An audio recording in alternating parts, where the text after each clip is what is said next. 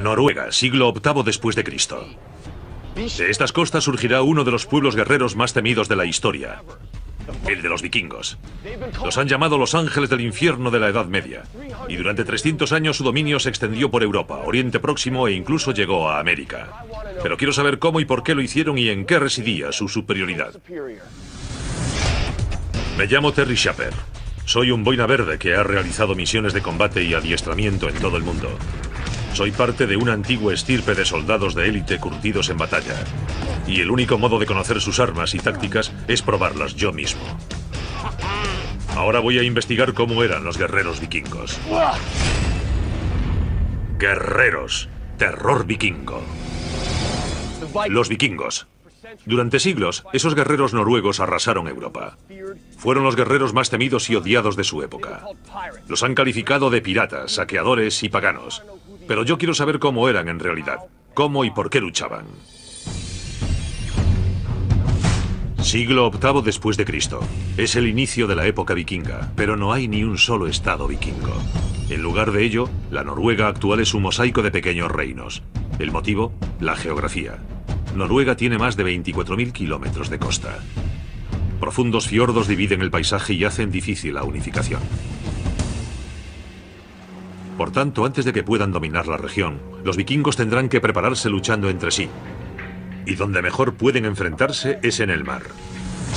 Lo que veremos ahora será que los de este barco se acercarán a aquel otro, tirarán de él con cuerdas, lo abordarán y matarán a todo el mundo, pero sin deteriorar el barco para poder robarlo. Los barcos vikingos se arrojaban cuerdas mutuamente. Una vez atados, luchaban cuerpo a cuerpo sin descanso. El objetivo, conseguir controlar el barco del adversario. Eso es lo que distingue a los vikingos de otros pueblos guerreros de la época. La guerra naval, la brutal lucha de barco contra barco.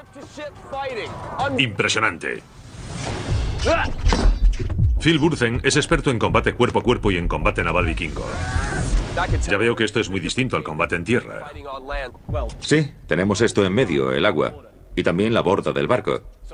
En realidad esto es como una línea de combate en tierra. Además, tampoco querían destruir el barco, ¿no es cierto? Querían apoderarse de él, su objetivo no era destruirlo. Y la idea de atar los barcos juntos era la de crear una gran plataforma para combatir.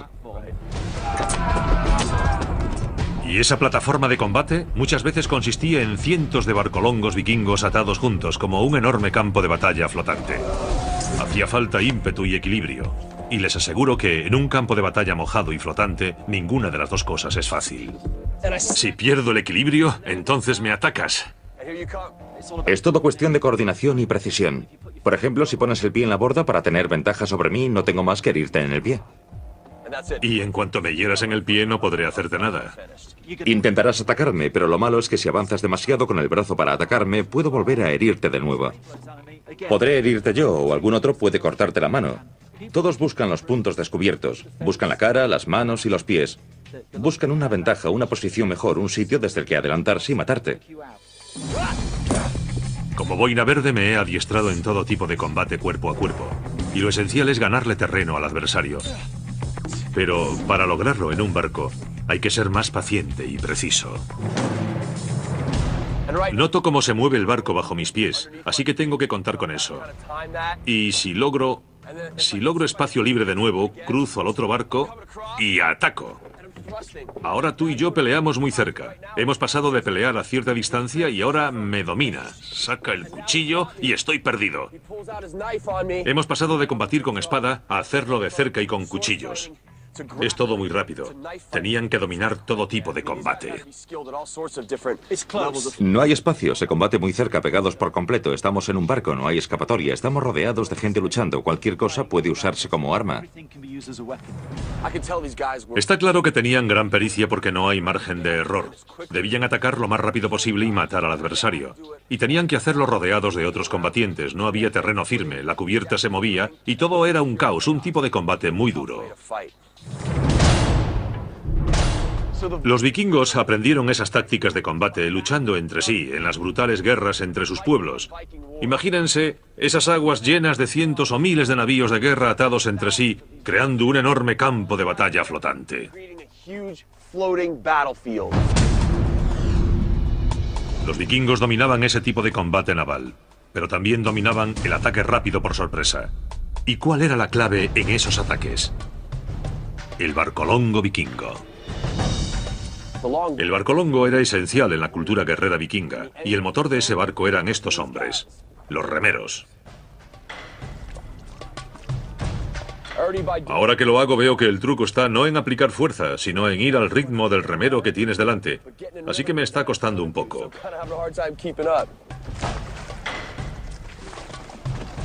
Ahora ya vamos avanzando un poco, pero imagínense hacer esto durante horas seguidas. Un trabajo duro.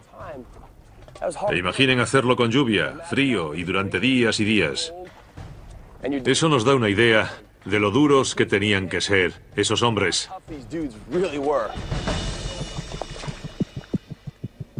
Per Anderson es historiador especializado en la cultura guerrera vikinga. Per, ¿por qué eran tan terribles los barcolongos vikingos? Era un barco destinado al ataque. Era un navío de ataque muy esbelto, fácil de manejar y muy veloz. El término escandinavo vikingo significa ataque naval. Estos barcolongos estaban configurados para dar a los vikingos una ventaja física y también ayudaron a crear una flota de combate muy compacta. ¿Cómo era la vida a bordo? Por lo general, en los viajes largos se hacían turnos. Parte de la tripulación remaba y otra descansaba, y luego se relevaban. Tenían que apañárselas como podían. Como puedes apreciar, no hay cubierta. Sí, no hay más espacio que este, no hay camarotes. Estás expuesto a los elementos todo el tiempo. Tenían que dormir al raso. Supongo que esos hombres tendrían que conocerse y compenetrarse muy bien para estar en un barco así. Eran como hermanos y se cuidaban entre sí. Por propia experiencia, sé que un viaje largo puede reforzar una unidad. Pero lo que más me asombra es que los vikingos no solo trabajaban juntos como guerreros, sino también como artesanos. Ya está saliendo. Los guerreros vikingos sabían construir barcos transformando troncos de árbol en listones con una sola herramienta, el hacha. Me da la impresión de que cuesta bastante. ¿Puedo probar? He visto que hacías más o menos así. Demasiado fuerte. ¿Demasiado? La clave está en emplear más maña que fuerza. Hay que ponerla así. Así la clavo demasiado. Hay que cortar fina. Con una tripulación de hasta 50 hombres y sin planos dibujados, los vikingos hacían algo que pocos pueblos guerreros sabían. Un maestro artesano podía hacer un barco de memoria, totalmente a ojo. Para un barco normal hacía falta la madera de más de una docena de árboles, sobre todo robles, píceas y pinos. Las pronunciadas curvas de proa y popa creaban un diseño muy ingenioso. Los vikingos podían remar hacia adelante y hacia atrás sin tener que dar la vuelta. Los listones laterales superpuestos tenían solo 2 centímetros de grosor y el espacio entre ellos se rellenaba con lana, piel o musgo empapados en brea. Pero la principal ventaja de estos barcos era su poco calado. El fondo de estos barcos solo se hundía en el agua 50 centímetros, así que podía acceder a aguas poco profundas, navegar por ríos y atracar prácticamente en cualquier parte. Había vikingos que eran artesanos expertos y solo se dedicaban a esto. Pero ¿es verdad que entre los guerreros que iban en estos barcos había algunos que sabían arreglarlos? Es probable que tuviesen que hacerlo, ¿no? Si no lo hacían, no regresaban. Lo más curioso es que su habilidad para remar, para crear, para manejar y saber usar herramientas con un alto grado de exactitud fue la clave del éxito de los vikingos. Sin esa destreza, sin esas habilidades, no habrían logrado lo que lograron. No habrían podido explorar hasta tan lejos. Y no habría habido una época vikinga.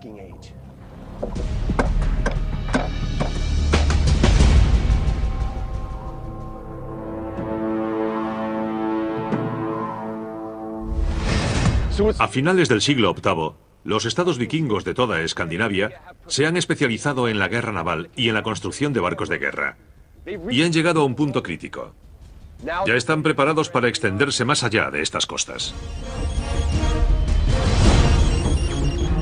Año 793. Los barcolongos vikingos zarpan de Noruega. Su objetivo, las Islas Británicas.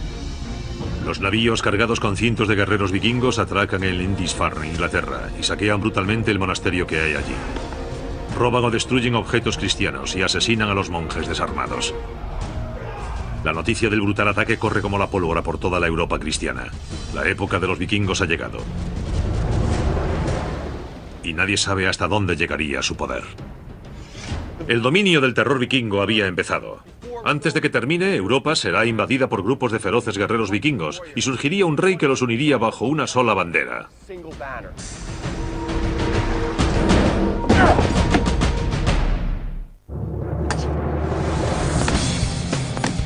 Los vikingos, uno de los pueblos guerreros más feroces de la historia. Durante 300 años aterrorizaron Europa. Pero ¿cómo y por qué lo hicieron? Ya hemos visto cómo luchaban los vikingos en el mar, pero ¿cómo combatían en tierra? ¿Qué armas utilizaban para aterrorizar a sus adversarios? Una de sus favoritas era esta, el hacha de combate. Aquí tengo un hacha de combate típica. Son bastante conocidas, pero la tuya da bastante más miedo. Háblame sobre ella. Se trata de una hacha danesa. Es un arma estupenda. Usada por los guerreros mejor preparados, el hacha danesa les daba a los vikingos una ventaja. La hoja, hecha de acero, está soldada a una cabeza de hierro. El acero le da un filo más duro y afilado, creado con un fin, penetrar en la carne. Y el extremo plano del hacha servía para dar golpes secos demoledores. Pero lo que más destaca de esta arma es su enorme longitud. El mango o empuñadura del hacha danesa puede alcanzar hasta 1,80 de largo. ¿Cuáles son las ventajas del hacha danesa? ¿Qué la hace tan diferente y cómo se usaba? Esto me da mucha ventaja sobre el hacha sencilla. Entiendo. Porque me da alcance. Me da potencia. ¿Y ante un escudo? Interceptaría tu hacha y podría dominarte. Sí, estoy perdido. O en el caso del escudo, haría así. Y entonces me golpearías. Sí. Bueno, ya he manejado el hacha normal, ahora déjame probar con la grande. Claro. Por supuesto, se nota que es mucho más larga. Parece como un bastón. Y con ella puedo golpearte así. Sí, justo. Puedo atacarte por arriba y por las piernas y luego ir por detrás, ¿no? La gran ventaja del hacha danesa es la rapidez. Un guerrero vikingo bien adiestrado podría blandir el hacha a una velocidad de más de 95 kilómetros por hora. Se nota enseguida que, aunque sea un arma tan grande, es muy rápida y se puede manejar con agilidad. Haría falta un buen adiestramiento y mucha pericia para manejarla bien. Era difícil de dominar y solo los guerreros bien preparados la usaban. Solo un guerrero que esté bien adiestrado en su uso. Al verle yo tendría miedo porque sé que se trata de un arma para un guerrero de élite. El hacha danesa era el arma típica de los guerreros de élite vikingos, y con unos sencillos cambios en su diseño, los vikingos crearon un arma nueva y mortífera. El hacha arrojadiza. Esto se usaba para debilitar la línea enemiga, Sí. para eliminar a los adversarios y además como distracción. Sí, para quitártelos de en medio. Un guerrero vikingo podía arrojar el hacha a más de 45 metros dentro de las líneas enemigas. Menudo daño haría. Te dejaría malherido. Daría bastante miedo ver un montón de estas hachas, ¿eh? Volando por el aire. Sería tremendo. Y volaban por todo el campo de batalla. ¿Se imaginan esas hachas volando por todo el campo en todas direcciones y desde distinta distancia? Sería muy difícil esquivarlas.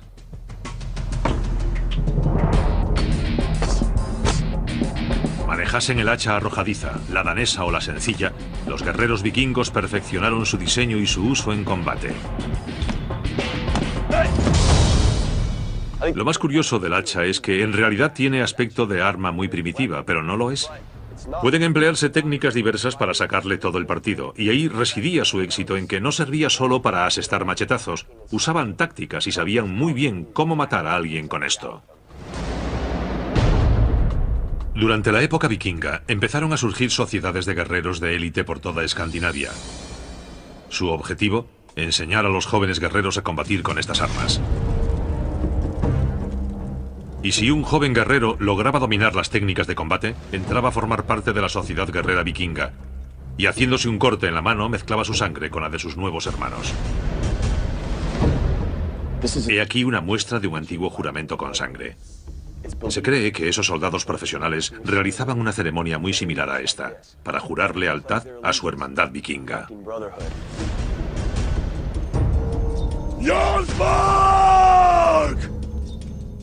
¿Qué está ocurriendo ahora en la ceremonia? Van a aceptar a un nuevo miembro. ¿Ese hombre que se acerca es un guerrero que ha demostrado su valía? De lo contrario, no lo habrían aceptado.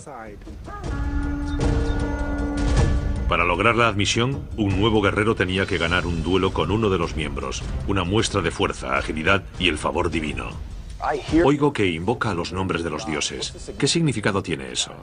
Piden que los dioses sean testigos del juramento que presta al ejército. Tenían muchos dioses, pero en esta ceremonia invocan a Odín, el más importante de todos, el padre de todos, el dios guerrero. Los vikingos creían que al que rompía su juramento guerrero, su propia arma lo mataría en batalla. Pero si era leal y luchaba con valentía, lograría un lugar en el Valhalla, el cielo de los vikingos. Si morías en combate con valentía, Odín venía a recogerte al campo de batalla y te llevaba al Valhalla, donde te sentabas entre los dioses. Es un buen motivo para morir por honor. Sí, y no tenían miedo de nada, porque pensaban, si muero en combate, iré al Valhalla. La mezcla de adiestramiento y lealtad a su sociedad guerrera fue lo que hizo de los vikingos el mejor ejército de combate de su época. Y fue esa cultura guerrera la que dio origen a la época de los vikingos. Siglo IX después de Cristo, 20.000 guerreros vikingos inician su dominio de terror. Atacan asentamientos por todo el norte de Europa, destruyen asentamientos ingleses, arrasan Irlanda y Escocia, saquean Hamburgo e incendian París. Europa está aterrorizada. El equilibrio de poder se ha inclinado drásticamente hacia el norte. En el siglo X, los guerreros vikingos eran tan fieros y tan temidos que a menudo sus víctimas se rendían sin luchar. La amenaza de un ataque vikingo era tan aterradora que ciudades como París cedieron de inmediato a las exigencias de los vikingos. Así de brutales y temidos eran. ¿Pero por qué actuaban así? ¿Qué los convirtió en uno de los pueblos guerreros más feroces de la historia? ¿Qué razones llevaron a los vikingos a salir de Escandinavia? Durante ese periodo se produce la unificación de Noruega, que pasa de tener jefes elegidos a un solo jefe que domina a los otros jefes y se convierte en rey. Se transforma en un reino. Eso es, sí, fue una época muy violenta. Si querías conservar lo que tenías, Sí, tenías que luchar. era parte de su cultura, de su mentalidad guerrera. Mientras los estados vikingos luchaban por el poder, sus guerreros fueron cobrando más importancia y saqueaban territorios extranjeros para financiar la lucha por el dominio en casa. Escandinavia. Este lugar puede ser frío y brutal, pero a los guerreros vikingos les daba algo muy valioso. Esto. Esto es turba. ¿Y por qué es importante esto? Porque donde ustedes y yo vemos hierba y barro, los vikingos veían armas. La fundición de la turba la desarrollaron los antiguos romanos, pero con los miles de hectáreas de turberas de Noruega era una técnica idónea para los vikingos. El proceso es en parte geología y en parte química. Desde hace milenios el hierro de las colinas y montañas de Noruega baja hasta las zonas húmedas y se asienta en la tierra de las turberas. Para extraerlo los vikingos ponían la turba en un horno como este y la calentaban hasta los 1315 grados centígrados. Como parte de su investigación, Lars Erik Narmo ha estudiado y dominado este proceso.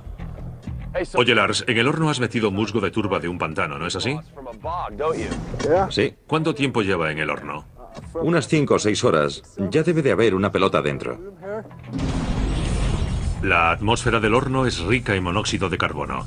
Ese gas se liga con el hierro y expulsa el oxígeno que contiene la turba.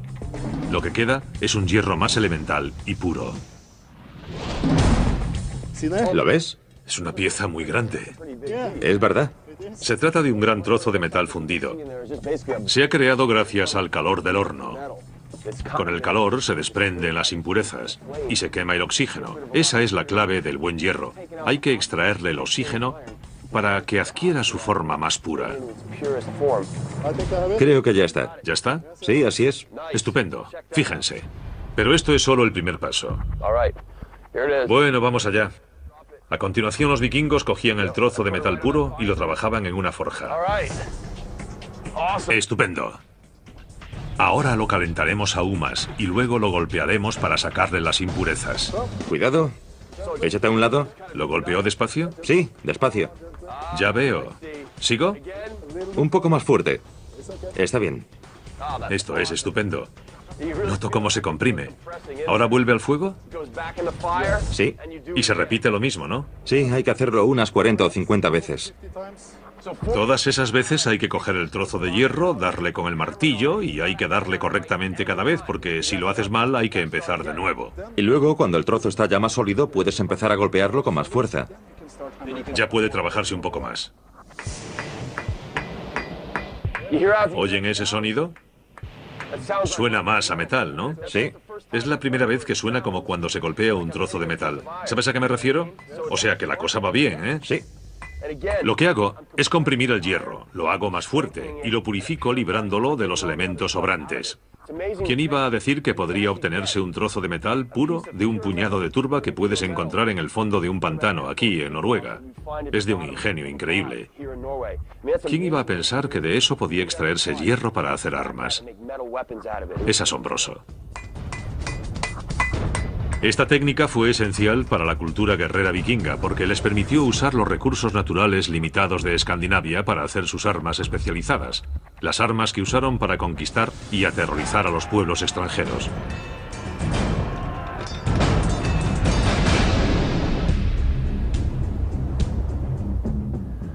Ahora ya conozco las técnicas de combate naval vikingas, conozco su forma de adiestrarse y he usado sus armas. Pero para que los vikingos lograsen dominar los mares, necesitarían un nuevo avance técnico y un líder que cambiaría la historia.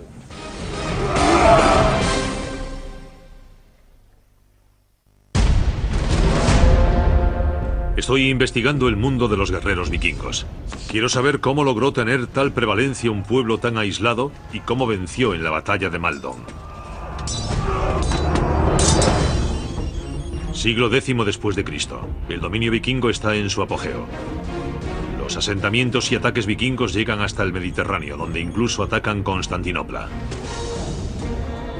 Hacia el oeste los vikingos logran llegar hasta las costas de Norteamérica. Los vikingos se han convertido en uno de los pueblos guerreros más dominantes de la historia. Y esa increíble expansión fue posible gracias a un solo elemento tecnológico: la vela. Los vikingos no la inventaron, pero dominaron su uso, y fue tal vez el principal motivo de su gran dominio. Y quizás nadie sabe más sobre el manejo de estos navíos vikingos que el experto en recreación histórica Terje Boe. Oye, Terje, ¿cuándo empezó a usarse esto? Creemos que alrededor del año 700. ¿Antes de eso no usaron velas? ¿Navegaban solo a remo? Así es. ¿Cómo se manejaba el barco? No se puede usar solo el remo del timón.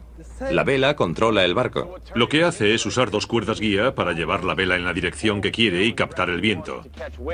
Es una tarea bastante complicada. Además, transmite las órdenes a la tripulación.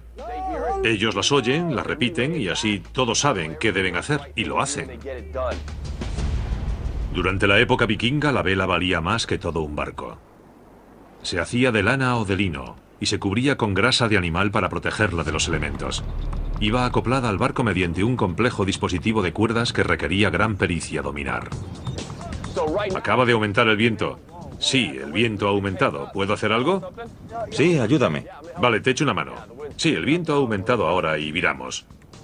Noto cómo tira de mí. Sujétala, sujétala. ¿Que la sujete? Vale, de acuerdo. Muy bien, eres fuerte. Aquí no puedes dormirte al timón, ¿verdad? No, no puedes. De lo contrario, te estrellas contra las rocas. No vuelves a casa. El barco podría volcar, ¿verdad? Sí. Podrías volcar si no estás bien atento. Estos barcos vikingos podían alcanzar hasta los 48 kilómetros por hora y los tripulaban hasta 60 guerreros. ¿Cómo se orientaban? ¿Cómo pudieron cruzar el océano? Usaban el sol. Se fijaban en la vegetación marina, si era más antigua o más fresca. Y por la noche observaban hacia dónde volaban las aves marinas. Entonces debían fijarse en todo. En los animales, en la flora marina, en las corrientes. No estamos hablando de bárbaros sin inteligencia, sino de hombres que sabían moverse por el mundo. Los guerreros vikingos podrían vivir en estos barcos durante meses. Comían pescado que cogían en el mar y dormían en cubierta en sacos hechos de piel de morsa o ballena. ¿Puedo probar? Claro. Vale, gracias, pero estoy algo nervioso. Tengo que tirar con fuerza de la vela. Impresiona un poco, pero es genial. El viento aumenta. Genial, sopla más fuerte. Ahora por popa. Ya lo noto que tira más de mí. ¿Y sabes otra cosa? Cuando hincha la vela, el barco hace más ruido, se desplaza por el agua mucho más rápido. Es una sensación genial. Estupenda. Es curioso, se han escrito tantas canciones y tantos relatos sobre marineros y ahora los entiendo, ¿sí? ¿Ahora lo entiendes? Entiendo lo que se siente. Debido a sus avances en navegación y su pericia, los vikingos dominaban por completo los mares. No hay constancia de ningún contraataque de ningún país que hubiese sido atacado por ellos. Prácticamente tenían el mar para ellos solos.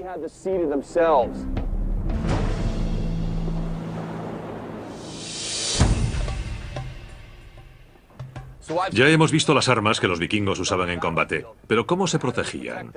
La primera línea de defensa era esta: el fuerte vikingo. Solo se han encontrado 4 de estos fuertes vikingos, pero todos presentaban la misma disposición.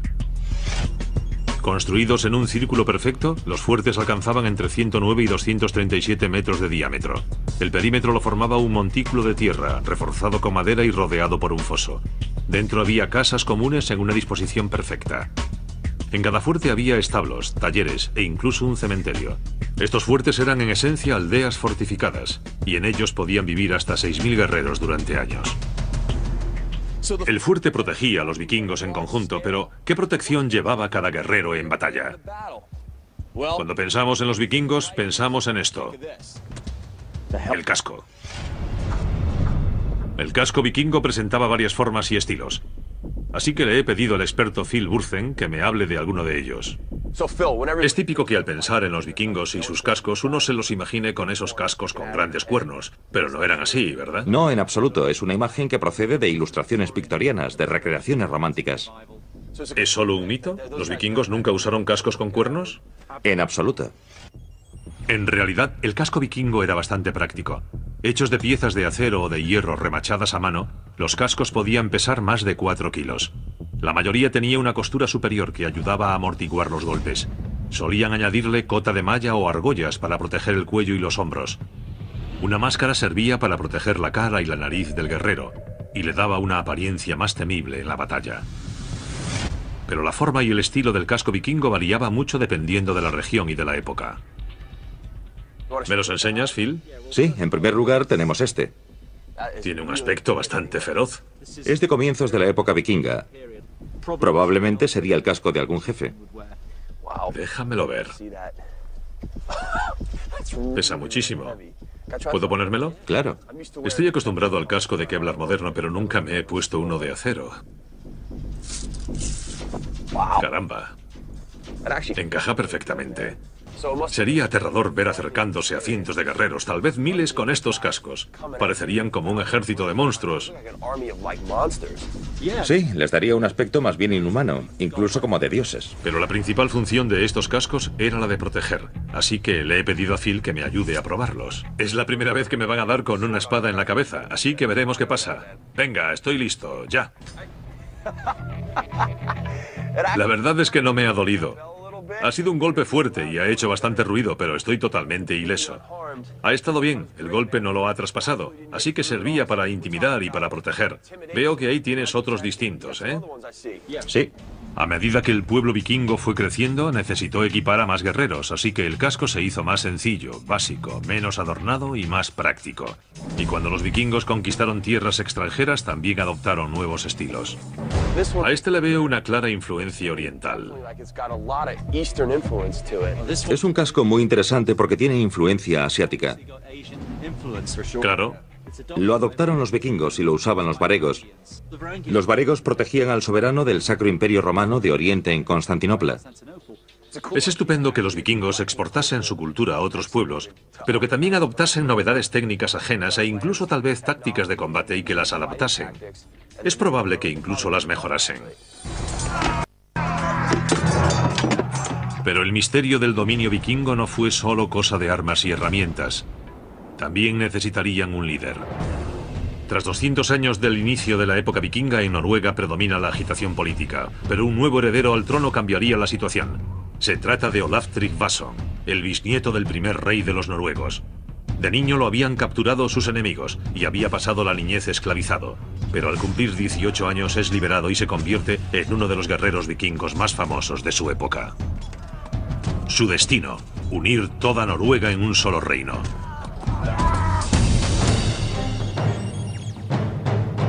Pero para reclamar el trono de Noruega, Olaf necesitará una cosa más: dinero.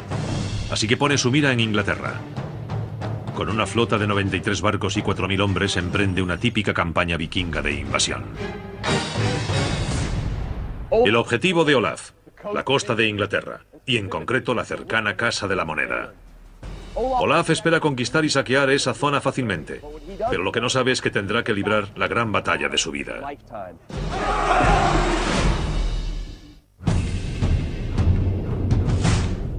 La historia está llena de grandes pueblos guerreros, pero tal vez ninguno fue más temido que el vikingo.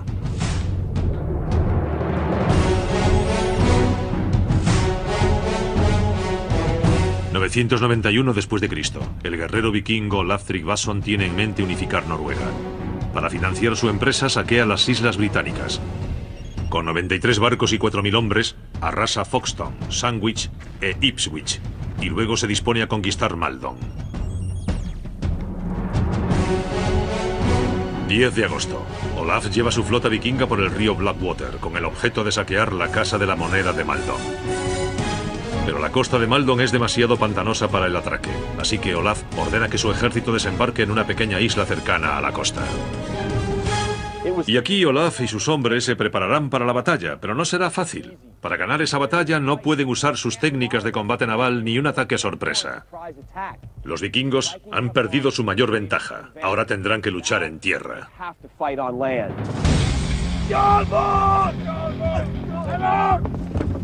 Por tanto, en Maldon, los vikingos tendrían que emplear tácticas de combate diferentes. Y todo empezó con esto. Todo pueblo guerrero necesita un modo de defenderse en batalla. Ahora estamos ante un skaldborg, que en lengua vikinga significa muro de escudos. Y si nos fijamos bien, es justamente lo que es. Los hombres se han alineado muy juntos y han superpuesto todos sus escudos. Las armas largas se llevan en alto para poder atacar y herir. Así se defendían los vikingos en grupo en una batalla. ¿Pero daba buen resultado esta táctica? Quiero comprobar si el muro de escudos aguanta los ataques constantes. Vamos allá. La clave de la efectividad del skaldborg. Los escudos superpuestos distribuyen el ataque en 5 hombres. Como ven, si yo los atacase con cualquier arma o escudo, me costaría bastante abrirme camino. Y fíjense, me repelen. Podrían contraatacar y matarme en un momento. La mayor ventaja del muro de escudos, lo más importante, no es tanto la técnica como la disposición mental. Esos hombres tienen que confiar en que el que tiene a la derecha e izquierda no va a ceder. Es una formación que impresionaría en el campo de batalla, se lo aseguro. Entonces este muro de escudos era la defensa de los vikingos, pero ¿cómo atacaban? Muchos de los vikingos que combatieron en Maldon usaron un arma muy sencilla pero temible: la lanza. Colin Richard es experto en combate antiguo cuerpo a cuerpo, así que le he pedido que nos muestre cómo manejaban los vikingos esa arma tan temible. La primera oportunidad es pasar por encima del escudo para golpear la cara. Claro. Porque si te tapas con el escudo... Que es malo. Desde luego. En esta posición estoy muy incómodo. Si me escondo tras el escudo demasiado tiempo, no veo nada. No hay nada más incómodo que verte atacado con una lanza. Así que en el último segundo intento apartarla. Y ahí está el problema. No es bueno ocultarse tras el escudo. Claro. Debes usarlo como arma y como defensa. Ya. Este es otro de los principios básicos de combate: controlar la distancia. Por supuesto. Si no controlas la distancia, puedes olvidarte de combatir. Tengo que mantenerte a mi distancia para poder atacarte así. Claro. Y en cuanto tú avances, yo retrocedo. Y esa es la gran ventaja de la lanza. Con una longitud de hasta 2,5 metros, es imposible que con un arma más corta te acerques al contrario. Mientras luchamos veo que solo puedo esperar para poder atacarte, y es bastante peligroso. ¡Toma ya! ¿Y yo? Me has pillado. Te ataco por ahí. Y por cierto, sería el fin de mis funciones de cintura para abajo. Ustedes ya me entienden. Ha estado genial. Sospecho que estos combates no duraban mucho. No mucho tiempo. Una o dos fintas, un movimiento y se acabó. Sí. Una vez más vemos que en manos de alguien que sabe lo que hace, como Colin, la lanza, aunque primitiva, es muy efectiva, porque puedes mantener a distancia al enemigo y obligarlo a luchar como tú quieres. La lanza era estupenda para combatir cuerpo a cuerpo, pero era aún más efectiva en formación en línea, como en el muro de escudos. Tenemos que llevar la lanza aquí arriba. La sujetamos por el punto de equilibrio, pero un poco más atrás para que la punta baje. Y así aprovecho la gravedad para poner la punta de la lanza a la altura de la cara del adversario. Sí. Después atacaré por encima de su escudo. Ahora entra en juego el trabajo en equipo. No solo vamos a atacar al que tengo enfrente, sino también al de la derecha. Ataco a este hombre en la ¿Y cara. yo a este otro? Sí, das un pequeño paso con el pie de delante para alcanzar a más distancia y luego retrocedes. Retrocedes. Bien pensado. Es como un muro implacable que se te acerca. Es el resultado del trabajo en equipo. La conjunción perfecta. Él ataca, se retira, yo avanzo y ataco. Tenías que confiar mucho en tu compañero para que saliese bien. De lo contrario, sería imposible. Además, los vikingos eran hombres duros. Eran como los guerreros profesionales de su época. Salían del barco y luchaban sin descanso. Tenían mucha experiencia y eso es lo que gana batallas. Sí. La experiencia de saber qué hacer en cada situación. Olaf y sus guerreros vikingos tendrían que aplicar toda esa experiencia, habilidad y sus tácticas porque en Maldon se enfrentarían a una de las batallas más difíciles de la época vikinga. El gran objetivo de Olaf, regresar a la tierra donde nació y unir toda Noruega bajo su reinado. Pero para reclamar un trono y unir un país, se necesita fama y fortuna, y para un vikingo, ambas se conquistan con la lanza.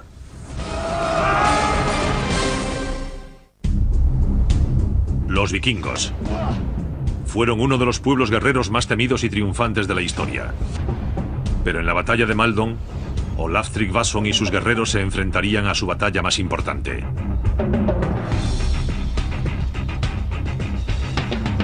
Isla de Northi, 11 de agosto del 991. Olaf y sus hombres están acampados aquí. Planean atacar la zona continental inglesa, pero se las verán con un adversario muy difícil. Al otro lado de las aguas está el ejército sajón. Comandado por Birnoth, está integrado por 4.000 hombres, decididos a defender su patria. Y no creo que nadie sepa más sobre esa batalla que el historiador King Sidor. Quien estamos en la isla de Northi, y aquí fue donde desembarcaron los vikingos. ¿Cuáles eran sus planes? Su objetivo era atacar Maldon y la Casa de la Moneda y tal vez seguir hacia Ili, que no quedaba lejos, y atacar su monasterio. Pero Birnoth los estaba esperando al otro lado. Sí, tenía un gran ejército, y desde esta zona elevada los vikingos verían lo que ellos llamaban el campo de Essex, y a todo el ejército de Essex tras Birnoth. Olaf exige que los sajones paguen un rescate por no atacarlos. Los sajones se niegan. Están preparados para combatir. La negativa de los sajones a cumplir las exigencias vikingas sorprende a Olaf. Él y sus hombres se preparan para atacar, pero esperan. Porque los vikingos saben que bajo las aguas está la clave para iniciar su ataque. Cuando la marea baja en torno a la isla de Northi, queda a la vista una estrecha franja de arena que conecta la isla con el continente.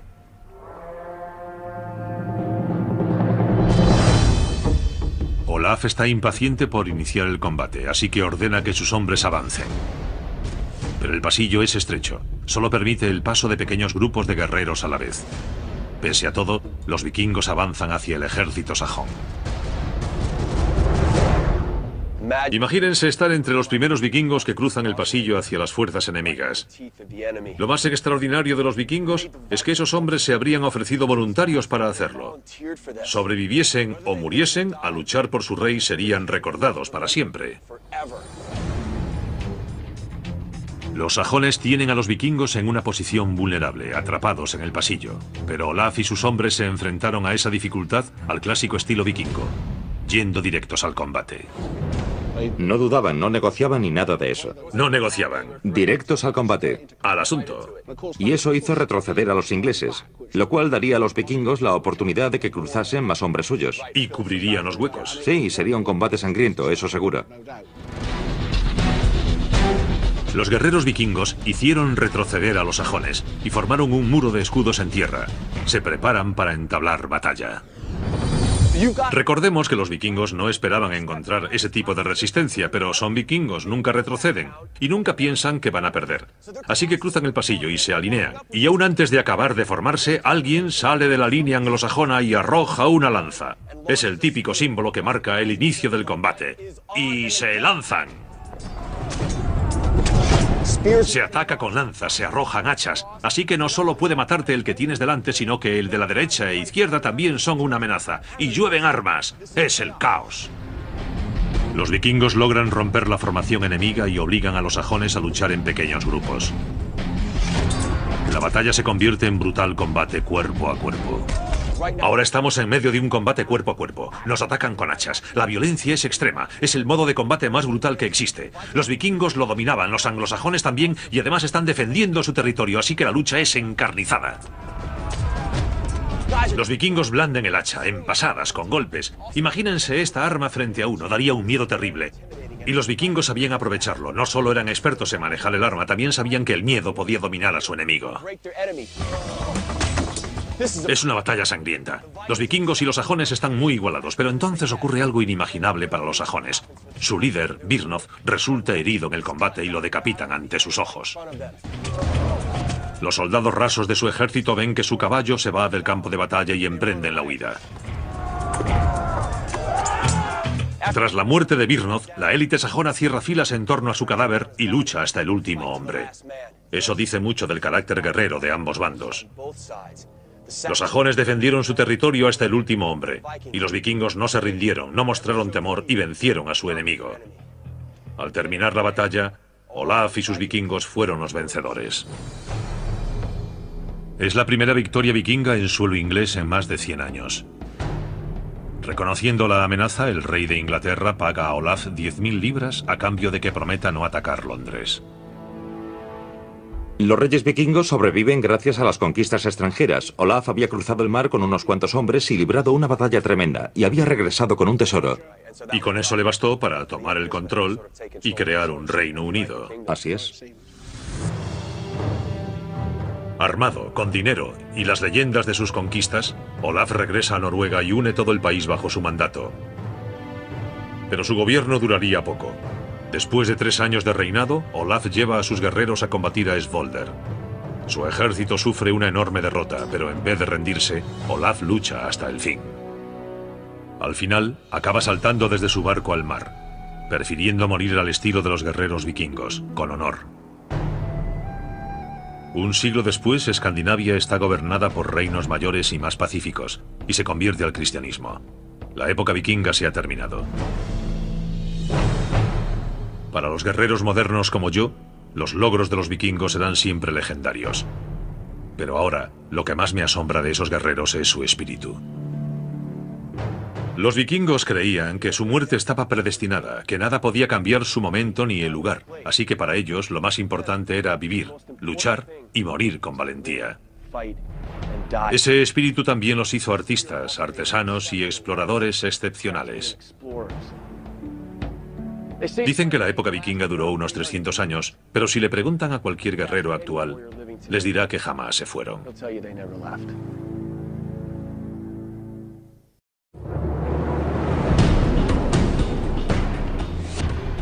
Noruega, siglo VIII después de Cristo. De estas costas surgirá uno de los pueblos guerreros más temidos de la historia, el de los vikingos.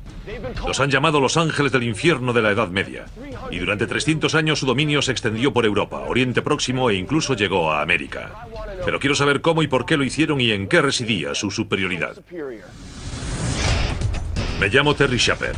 Soy un boina verde que ha realizado misiones de combate y adiestramiento en todo el mundo. Soy parte de una antigua estirpe de soldados de élite curtidos en batalla. Y el único modo de conocer sus armas y tácticas es probarlas yo mismo. Ahora voy a investigar cómo eran los guerreros vikingos. Guerreros. Terror vikingo. Los vikingos. Durante siglos, esos guerreros noruegos arrasaron Europa. Fueron los guerreros más temidos y odiados de su época. Los han calificado de piratas, saqueadores y paganos. Pero yo quiero saber cómo eran en realidad. Cómo y por qué luchaban. Siglo VIII después de Cristo. Es el inicio de la época vikinga, pero no hay ni un solo estado vikingo. En lugar de ello, la Noruega actual es un mosaico de pequeños reinos. ¿El motivo? La geografía. Noruega tiene más de 24.000 kilómetros de costa. Profundos fiordos dividen el paisaje y hacen difícil la unificación. Por tanto, antes de que puedan dominar la región, los vikingos tendrán que prepararse luchando entre sí. Y donde mejor pueden enfrentarse es en el mar. Lo que veremos ahora será que los de este barco se acercarán a aquel otro, tirarán de él con cuerdas, lo abordarán y matarán a todo el mundo, pero sin deteriorar el barco para poder robarlo. Los barcos vikingos se arrojaban cuerdas mutuamente. Una vez atados, luchaban cuerpo a cuerpo sin descanso. El objetivo, conseguir controlar el barco del adversario. Eso es lo que distingue a los vikingos de otros pueblos guerreros de la época. La guerra naval, la brutal lucha de barco contra barco.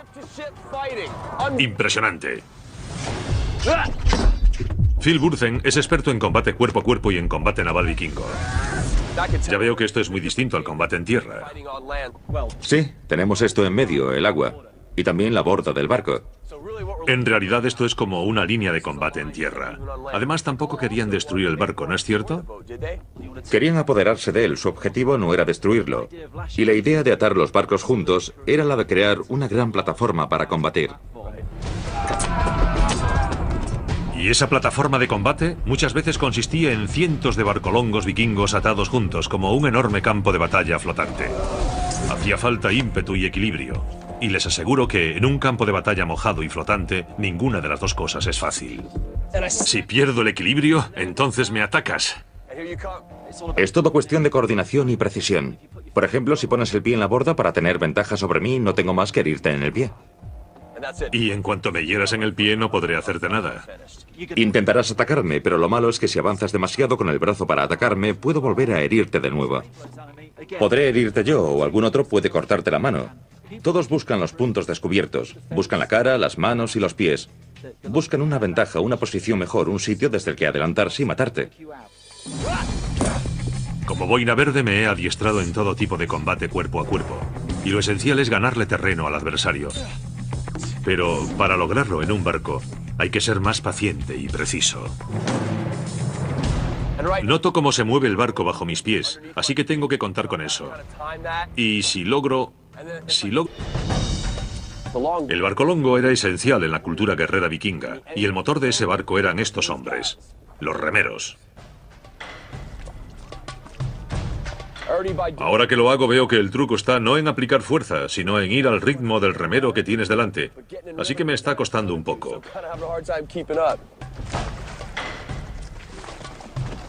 Ahora ya vamos avanzando un poco, pero imagínense hacer esto durante horas seguidas. Un trabajo duro.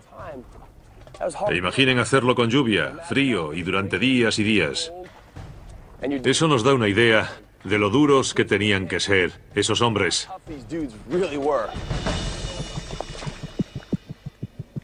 Per Anderson es historiador especializado en la cultura guerrera vikinga. Per, ¿por qué eran tan terribles los barcolongos vikingos? Era un barco destinado al ataque. Era un navío de ataque muy esbelto, fácil de manejar y muy veloz. El término escandinavo vikingo significa ataque naval. Estos barcolongos estaban configurados para dar a los vikingos una ventaja física y también ayudaron a crear una flota de combate muy compacta. ¿Cómo era la vida a bordo? Por lo general, en los viajes largos se hacían turnos. Puro espacio libre de nuevo, cruzo al otro barco y ataco. Ahora tú y yo peleamos muy cerca. Hemos pasado de pelear a cierta distancia y ahora me domina. Saca el cuchillo y estoy perdido. Hemos pasado de combatir con espada a hacerlo de cerca y con cuchillos. Es todo muy rápido. Tenían que dominar todo tipo de combate. No hay espacio, se combate muy cerca, pegados por completo. Estamos en un barco, no hay escapatoria. Estamos rodeados de gente luchando. Cualquier cosa puede usarse como arma. Está claro que tenían gran pericia porque no hay margen de error. Debían atacar lo más rápido posible y matar al adversario. Y tenían que hacerlo rodeados de otros combatientes. No había terreno firme, la cubierta se movía y todo era un caos, un tipo de combate muy duro. Los vikingos aprendieron esas tácticas de combate luchando entre sí en las brutales guerras entre sus pueblos. Imagínense esas aguas llenas de cientos o miles de navíos de guerra atados entre sí, creando un enorme campo de batalla flotante. Los vikingos dominaban ese tipo de combate naval, pero también dominaban el ataque rápido por sorpresa. ¿Y cuál era la clave en esos ataques? El barcolongo vikingo.